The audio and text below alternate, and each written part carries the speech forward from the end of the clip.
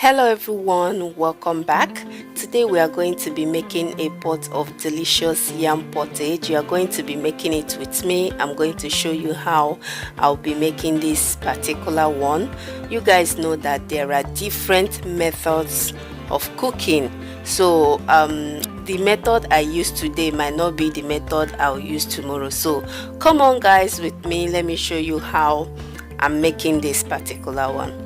So you can get these yams from an African shop, which is where I got mine. You can go there and ask them to give you African yams, not sweet potatoes. Okay, this is what we call yam, the real authentic African yam. So I'm just going to cut and peel them, and then we'll start cooking. And as you can see, I'm cutting and putting in a bowl of water. This is going to help to remove all the dirt sticking on it, if there is any at all, and I like to do that. So I've blended some peppers. I blended some scotch bonnet peppers, which is habanero peppers. I also blended about half green bell pepper and one red bell pepper, and I've added that to the pot. I've also added some minced ginger and garlic paste, about a teaspoon of that, and then I've also added my onions. Now I just rinsed the blender and poured in the water there because nothing goes to waste. So I've also added my salt, and now I'm going to add my aromat seasoning powder. You can use seasoning cubes if that's what you have, and I will also be adding this. This is just optional, but I don't know, I just felt like adding it and I added it, and it was so good though. I've also added my crayfish.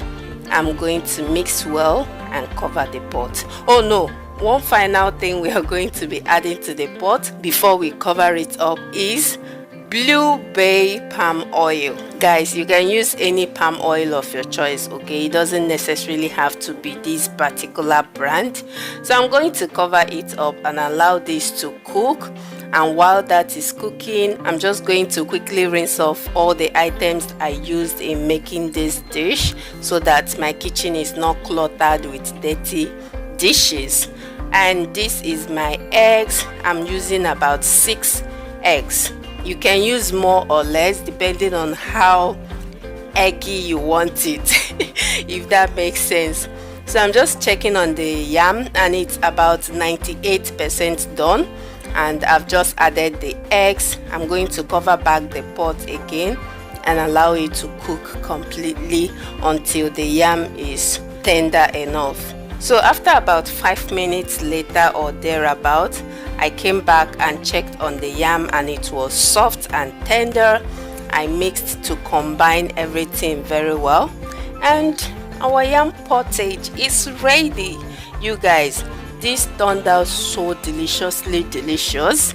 It was so good, like you need to give it a try. I'm telling you, it was so good, so juicy, so gooey, and so lovely. I don't even know how to explain it. Thank you guys so much for joining me in the kitchen today. I hope you've enjoyed this video. Please don't forget to click the like button, and I'll see you all in the next one. Bye bye.